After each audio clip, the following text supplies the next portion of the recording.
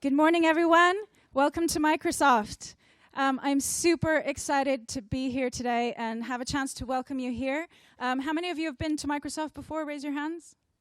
A few? Okay, good. Well, this is the first time that we actually open the doors up to the community for such an event. So today is a bit of an experiment. So we hope that you enjoy the day. It's going to be a fantastic and fun opportunity for you all to get a chance to build some skills, have some fun, and hopefully get creative.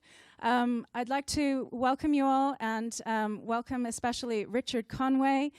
Richard Conway is the leader of the Azure user group, so AzureCraft is really his event because it's something that we have decided to collaborate on, but it's his brainchild. And so we've had this 2-day journey so far, really kicking things off yesterday in London for the whole developer community, and then today is all about families and giving you all a chance to learn.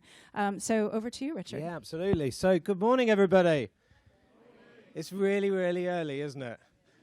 So all the grown-ups need some coffee, and I think everybody else needs some soft drinks over there. So we put together the idea of AzureCraft. Alan's in the front with me. We came up with 6 pages of notes because we wanted to create the next generation of programmers, and it's absolutely wonderful to see so many kids here. Yesterday we had a conference where we had a bunch of programmers learning all about the Microsoft Cloud, and this is what we're going to be learning about today, through space, through the new Internet of Things, and all of these cool things that you'll get to do. So I think with that, we are going to be turning over to Dave Coplin. Thanks, Richard. That's right. So I'm going to be the third guy who welcomes you to Microsoft. I have a special role for Microsoft. My job title, which I invented myself, is I'm the Chief Envisioning Officer, which basically means I get to talk to people about the future all the time. And the best bit about today is normally I'm talking to people about what the future is going to be like for them, right? Today I'm talking to the people who are going to make the future. All of the kids, all of you, you're the guys who are going to make all of this stuff happen. And we've got to remember we live in really, really amazing times. Technology today is so good, and there's so much happening, we sometimes forget how quickly it's changing. So the point about technology is it enables us to do amazing things. And what's great today is you're all gathered here because you want to talk about the technology. You want to understand what it means. So I've got a chart here. Can anybody tell me what type of chart this is? The kids, anybody know what type of chart this is? Yes, you. A line graph. There's a line graph, but there's a special name. Anybody know? Shout it out. It's an exponential graph. And the special thing about exponential graphs is what happens is it talks about growth in the future, and it actually multiplies. It gets faster and faster as the future goes on. Do you know the best bit about this graph? This graph shows the amount of times that somebody has said the words exponential growth over the last 60 years, right? Because we live in fantastic times. Everything's changing. We have amazing technology at home. You've got, hands up if you have a computer at home. Yeah, of course we all do. And what a fantastic world that is, right? We shop online, we play online. I bet you've got grandparents or parents or people who Skype to you from wherever they are in the world. You have this amazing experience of technology in your personal lives, and then people go to work. And this is how people feel about technology. It's really boring, right? This is not what we should do. This is not the world that you guys are going to create.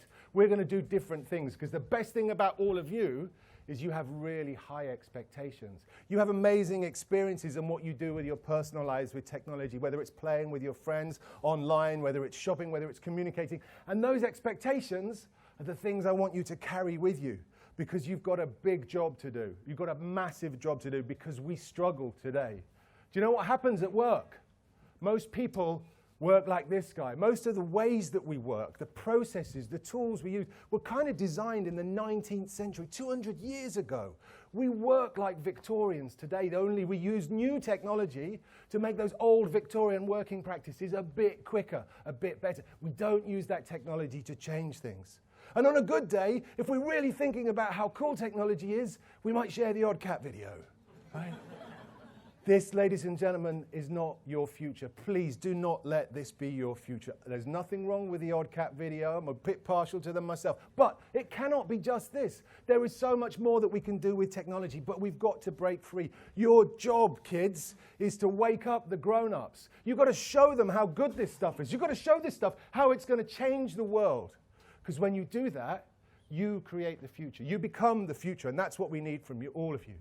So we need you to start thinking about how we help everybody else break through this digital barrier. We see the incredible potential that technology can bring all of our lives, not just at work, not just at play, everybody, everywhere. And it means that we've got to start to think differently about what happens. Now, when I was a kid, the only technology we really had was the technology we could see on the telly, right? And I grew up and I was a bit of a Star Trek nut. What a surprise, hey, right? This is my 8th birthday party. It's my mum and my auntie Mabel, right? Oh, yeah. And the thing is, all I could do is once a week for 50 minutes, I could stare at the TV and I could dream. Star Trek taught me this amazing lesson that technology is supposed to be a force for good in our society. It's this thing that enables human beings to rise up and achieve more than they could do in their lives. I couldn't do anything about it, though, not till I got older and got a job. Your world is different. Because the things you have at home, the consoles, the computers, that means you can get involved. We even have days like today, you can come and help build a satellite. How amazing is that? This is a wonderful world for us to live in. And we're surrounded by some incredibly transformational technologies that will change our world forever. Can anybody give me, think what's the most transformational technology that any of you have seen maybe in the last, 5 years? Anybody shout it out? Office 365, excellent. What a great option, Lillian. Brilliant. Anybody else? Windows 10. Yeah, great. Thank you, John. Of course, very, very serious answers, but that's not the answer I'm looking for, because what I think is the most transformational technology that any of us have seen in the last 5 years. Put your hand up if you play Minecraft. Shout if you love Minecraft. Yeah, there we go, right? Because the best thing about Minecraft is it taught all of you guys, all of you little guys, that you can make stuff. It taught you about how technology is creative. It's not about coding and it's about making things. It's about collaborating with your mates, building amazing structures, and then blowing them up, right? What an amazing tool. So I love Minecraft because it's created aspiration in all of you about to want to do stuff with technology, to want to create. And that's a really special thing for us to be. Because right around the corner are some really important technologies. Technologies like machine learning and artificial intelligence. These are the future. Getting the machines to do a lot of our work for us, not to replace us, but to think differently. These things that we're working on, this machine learning, will change the way we live.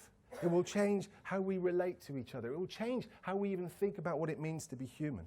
And it's already started today. Microsoft has a technology that you can all try at home.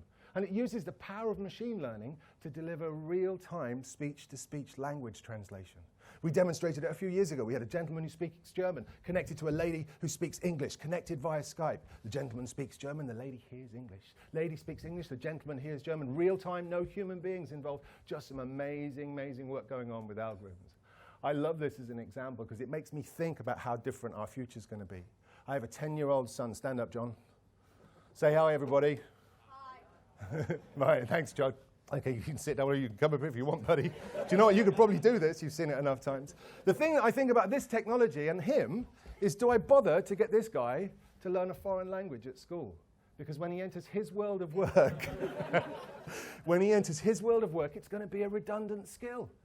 Now, I get that's provocative, and I get there are lots of reasons why we learn foreign languages, and I'm terribly sorry, John, but you are going to learn a couple of languages at school. Thanks, buddy. Come and sit down.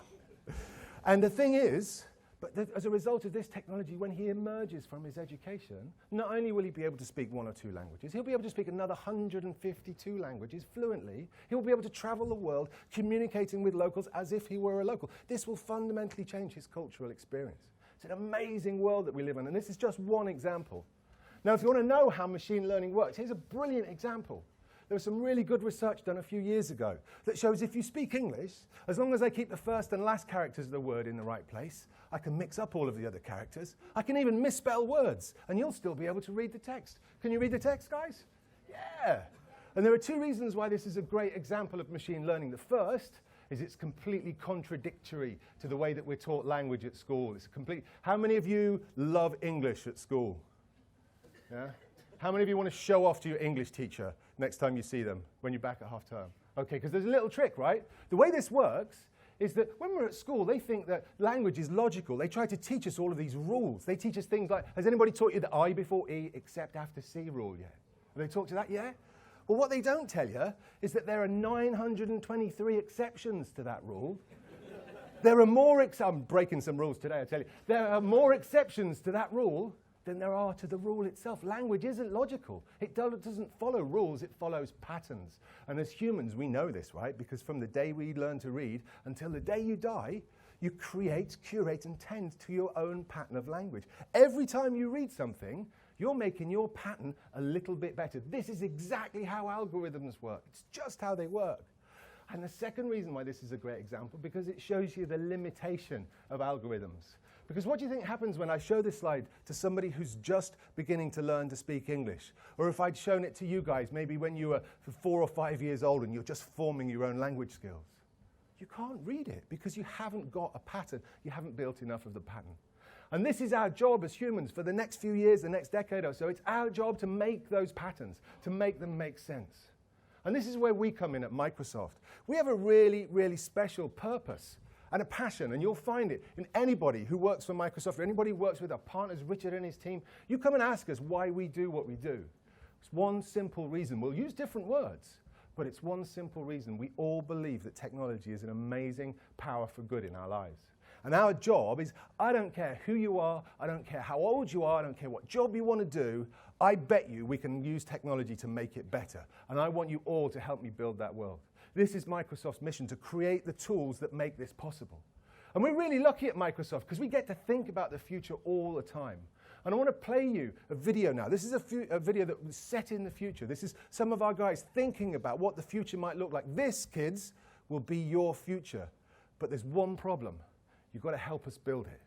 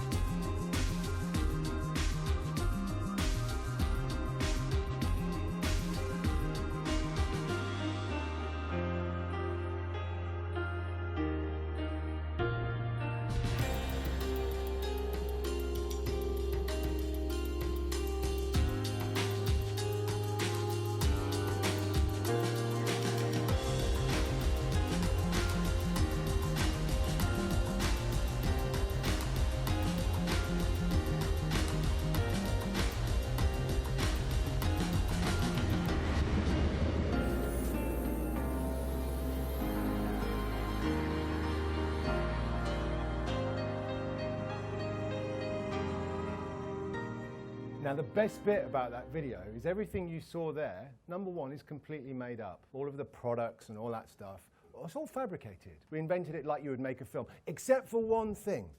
The guys who make that video have one sort of rule, that they can't show a concept in that video unless the technology already exists in our labs.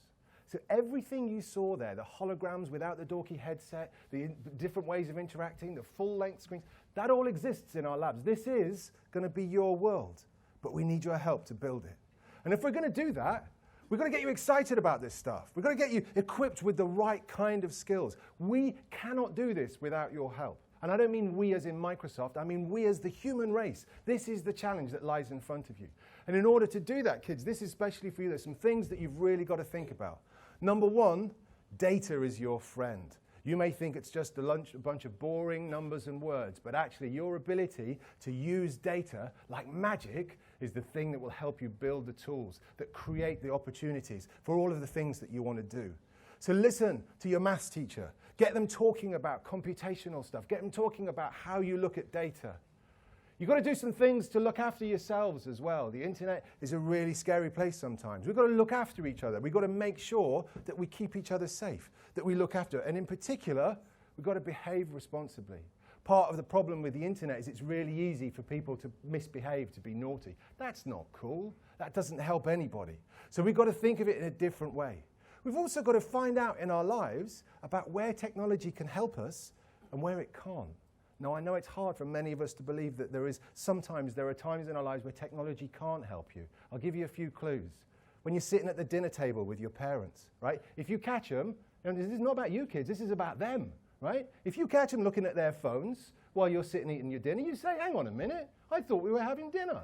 If you're sitting watching a movie with them and you see that your mum and dad or your carer or whoever starts drifting off onto Facebook, tap them on the shoulder. Hang on a minute, I thought we were watching a movie together. Because understanding where the technology can help us and can't help us, make sure that we have the right relationship with technology in our lives. We've got to do some really important things. We've got to use the thing that sits between our ears. We've got to do things like critical thinking. When you read something on the internet, does that mean it's true? No, good. What do you do if you want to find out some more? If you see something there, do you go and look at it for it somewhere else? Do you go and find another source of information? Of course you do. Critical thinking is a really important skill for you to get through your future. But most of all, you've got to think differently. Just because things have been done the way they've been done for the last 200 years doesn't mean they have to go on being done that way. Your job is to see things a little differently, to see, actually, do you know what? Maybe we don't have to do this way. Maybe we could think in another way. And this is where you kids have the best opportunity to make this happen, because you can be creative with technology. You can see it as this wonderful thing. Now, I want to tell you a little story about creativity, and actually it's down to John again, my son. He gave me the best ever present when I was a couple of years ago for my birthday. And what he did is he made me something. Now, you don't know John like I know John, but John making something is a big achievement, right? I was pretty impressed with this. This is what got me out of bed. He says, Dad, I've made you something. Come and see. He drags me downstairs. We go into the living room. He turns on the TV. He says, what's he made? Turns on the console. I'm like, come on, John. I thought I was getting a birthday present. This is not about playing console. He goes into Minecraft. Little glint in his eye. Now, at the time, I used to work for Bing, our search engine. You know Bing. It's a bit like Google, but better, right? I'm here all week. And he took me to this world he'd made in Minecraft, and there in this world in Minecraft was the thing you see before you, was the Google logo, perfectly rendered in Minecraft blocks. And I'm thinking, well, that's a bit tight. You know that I love Bing, and Google's kind of the competition. That's not very nice. He said, Dad, you don't understand. He took me to the little side just off camera here. There was a little wooden sign. And on the wooden sign, there's a little arrow pointing downwards, and it said, press me. And underneath the sign was a little red button. And what I didn't know is he'd spent most of the night basically putting TNT under the Google logo. What do you think happened when I pressed the button? Best birthday present ever. That's what happened, right? This is about the creativity of technology. It's about throwing away some of the rules, letting your imagination run wild. And in order to do that, you've got to be curious. Always, always be curious. There's a lovely quote from a lady called Dorothy Parker who said that the cure for boredom is curiosity. And there is no cure for curiosity. You have to be curious. You have to ask questions. Why does that work like that? Why do we do things like that? If you stay curious, then you can dream. And when you dream, you can come up with the kind of things that are going to make our world possible. You're going to make our lives possible. And this is where you kids have the best possible gift at all. Because as grown-ups, we've forgotten how to dream. We're so constrained by the way our lives are, we don't dream anymore. We just think about things as the next step forward. It's an iterative process. This is not our future. are opportunities to change. And so I wanted to talk to some dreamers, and that's why I'm so pleased that you're here today. I want you to dream big, and we interviewed some dreamers to get their thoughts about the future, and I want to introduce you to them now.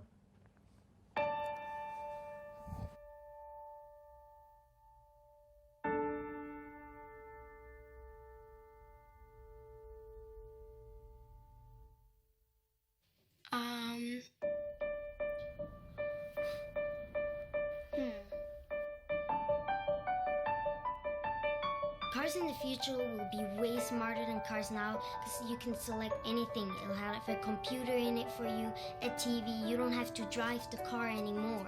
It'll do stuff for you. It'll travel faster. You can do anything with it. Someday the house will be so smart it would know like what you want and what you like. You would press this button and say what you would like, and then it would automatically come out every time.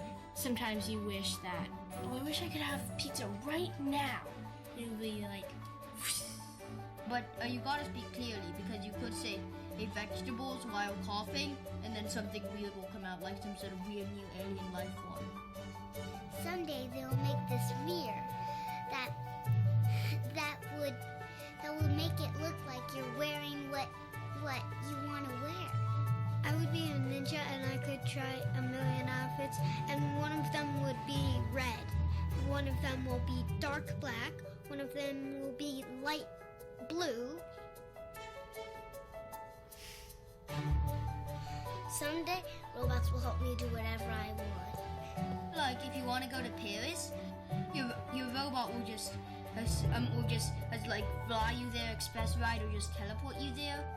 And then give you a quick, and then like organize all the tours for you and everything, and like help you get used to the jet lag and stuff. Like they would like clean the room. They would fix the house. Yeah, because with a little imagination, anything's possible.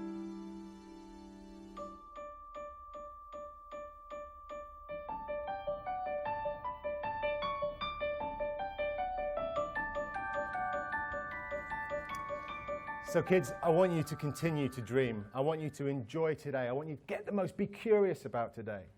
And the funny thing is, right, it's really easy for me to talk about the future.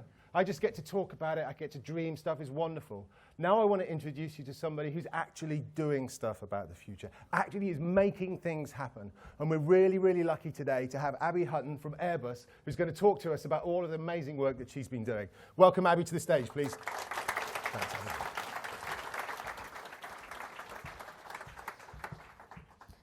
Hi, I'm one of those adults that hasn't had any coffee this morning, so I'm going to struggle to follow that, but my name's Abby. I work for a company called Airbus, and I work in their space division. So that means I'm lucky enough to work on a project to put a rover on Mars. Now, I didn't always know I was going to do that.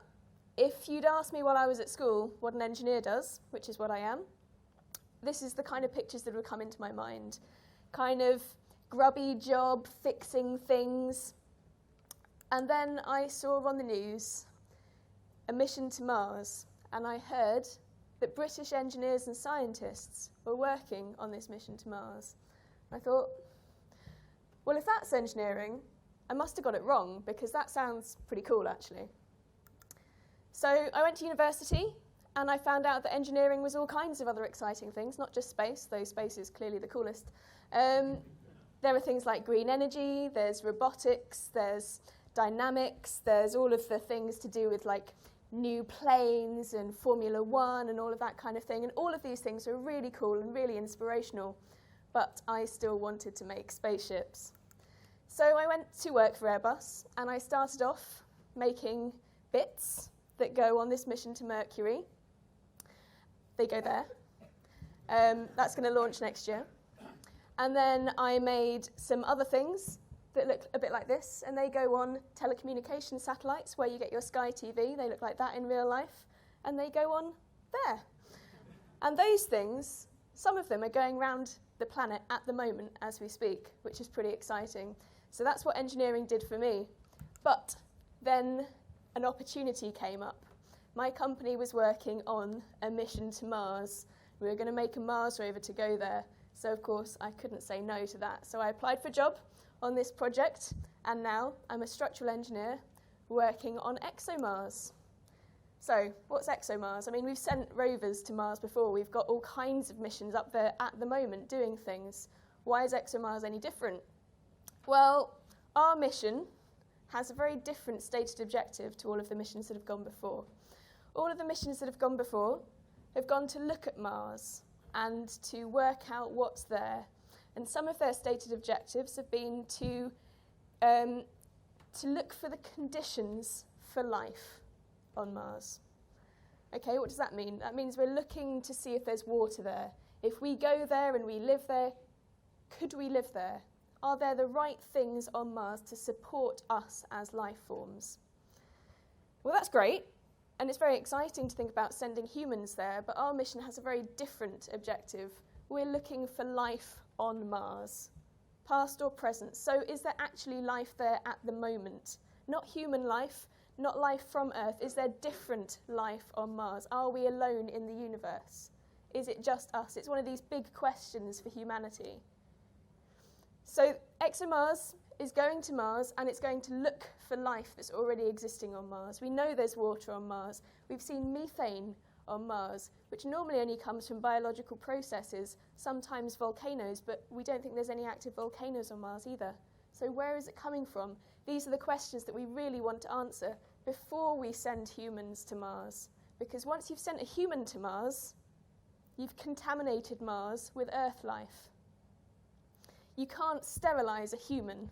You can sterilise a Mars rover. We have to. It's a massive pain in the butt, but you can, and then you make sure that you're not going to contaminate this planet with bugs, with germs, with bacteria that you've taken with you from Earth, with bits of human skin or hair that you could find in a sample and analyse and go, oh, look, it's life.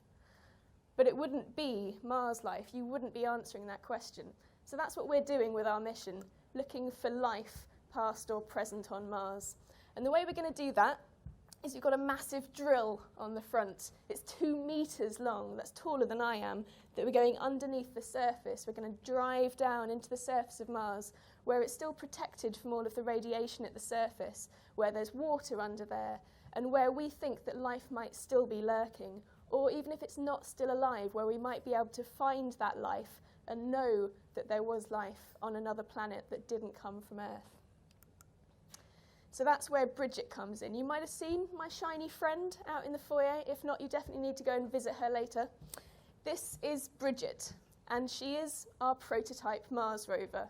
So a prototype basically means a working model. It's the very first full-scale model that we built to try and work out how to build a good Mars rover, because it's not exactly a one-step process. You don't just suddenly come up with a perfect Mars rover that's going to work. You have to build a model and try things out and improve it, and then you finally get to something that really works. So Bridget's quite old now. We first built her, I think, in 2006, 2007.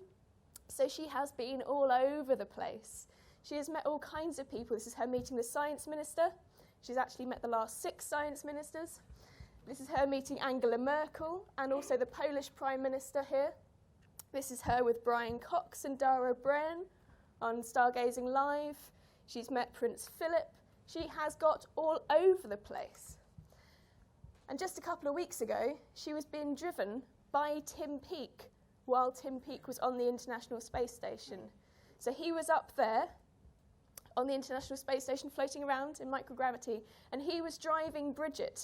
Bridget was just in our lab in Stevenage, which is where I work, and he was controlling her from space, driving her around. So, this is Bridget. She is a massive diva, by the way. For anyone that's not met Bridget, she likes nothing more than to crash just as you're about to go on live TV with her, or she's about to meet a really important VIP. That's what she really likes to do. But that's the whole point of her, is so that we can learn what things go wrong and when, and we can stop it from happening the next time. So, she's a bit old and she's a bit clunky. She likes driving over rocks. She likes crashing in front of VIPs. Actually, when I took her to meet Angela Merkel and the Polish Prime Minister, they were on the stage, I was off the side, I was driving her towards them, And then there was a bit of interference, and I couldn't control her anymore. And she was just driving towards 2 heads of state, and I couldn't stop her. This is the kind of thing that Bridget likes to do. She likes to keep you on your toes. So she did stop eventually, as I'm on the side going, stop, stop, stop, stop, stop, stop. And there's a guy with a machine gun next to me going, is everything okay? He's a security guard. And I'm just like, yes, fine. So Bridget we used to do all kinds of demonstrations of the technology that we're going to use on Mars. When Tim Peake was driving her, he had a little game to play. He had to drive into this dark cave. It is pretty dark. You can't see a lot going on in here. And it was to demonstrate a future scenario where there might be humans and rovers together, both far from Earth. So on Mars or going around a distant moon or something like that. And you might want to use that rover as a human being to help you in what you're doing there. So you might want to be building a base to live in, but it's not built yet, so you can't go down there and start working on it. You need your robot to do that for you, and you have to control your robot while you're also in space. So there's all of those problems that we haven't really had to encounter down here on Earth. You're floating around in microgravity. It's quite difficult to control just where you're floating, let alone what a robot's doing on another planet very close to you. There's all of these communication issues, like my interference with Angela Merkel. What if there's interference just as that robot's going to do something on the planet's surface that's really critical, and then the communication drops out? How do you deal with that? What does your robot decide to do when it stops getting signals from you? So all of those things were the kinds of things that we were trying to work out with this mission and getting Tim to do. Actually, he was just going around looking for glow-in-the-dark X marks the spots on rocks, which sounds like quite a lot of fun, actually.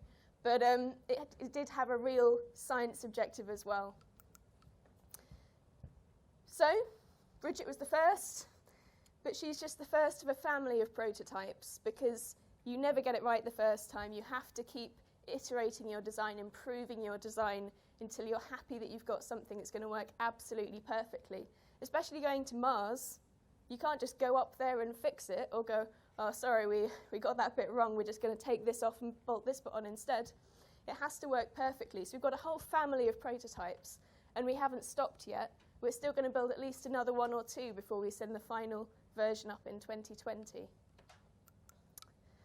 And it's not just me working on it.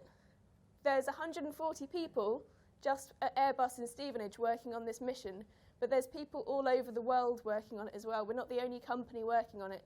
This is just most of our team. We don't get together all in one place very often, but for Christmas Jumper Day, we made an exception. So these are some of the cool dudes that work on the rover with me. I think his suit was mighty fine. So it's a mission that has lots of different people all around the world working for it. Primarily, it's us in the European Space Agency and our friends in Roscosmos, which is the Russian space agency.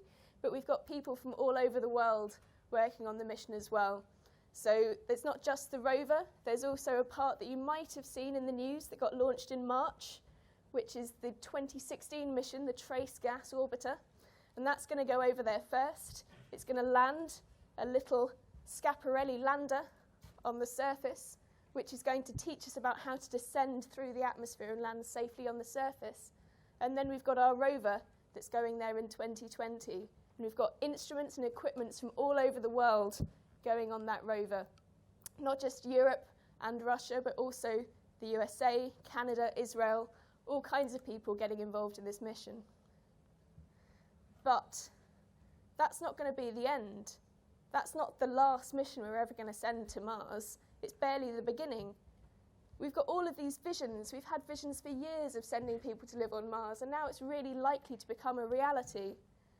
In the next few years, we're going to be developing the technology that is going to take humans to Mars. We're going to be doing these things. But I'm not. You are. That's why you're here today. You've got to develop the skills. You've got to learn all the things and the creativity and the excitement and the passion that's going to drive you to make these things a reality. So, first of all, what do you need to do? STEM. They didn't pay me to say that. I really mean it. STEM is where it's all at. It really is the most exciting things that you can be doing at the moment, in my opinion.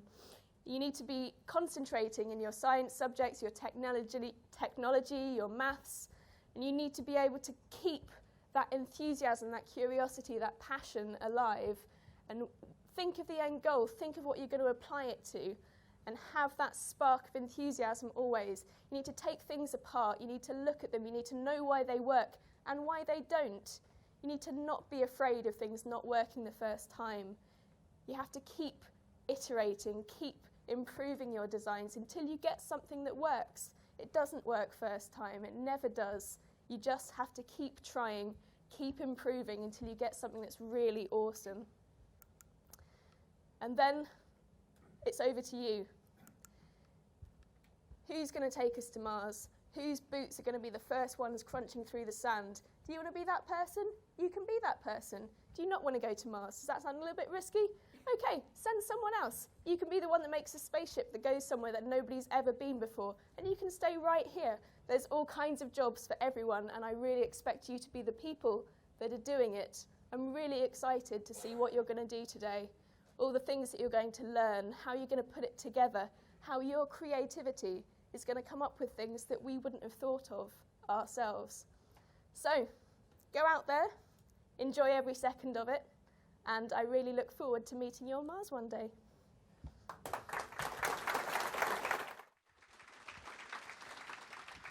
Thank you, Abby. That was fantastic. Great insight into space and missions, and it's all about exploring new frontiers. That's what today is all about, because today you have an opportunity to get your hands on the technology that will enable you to do creative and new things. And in fact, today we're launching a mission. We're launching a mission to give all of you an opportunity to join with us and build a nanosatellite. And so there's a whole session on nanosatellites. Chris Brunskill, could you come up on stage for a second? Chris is the inventor of the nanosatellite kit, which is going to enable you to do some really cool things. Do you want to say a few words about it?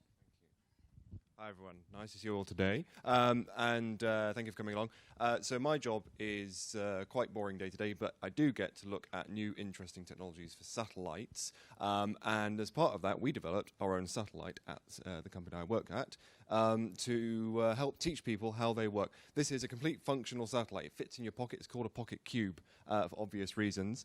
And when we started talking to Microsoft about this, we realized there's an opportunity here to engage much more broadly, and that's why you're all here today. So we took this piece of technology, we understood that the microbit was being launched into schools, and that was a great way in which we could provide support for kids, support for the people who are going to be learning these new skills, and we have developed our nanosatellite kit, inspired by our nanosatellite, working with the microbit development environment.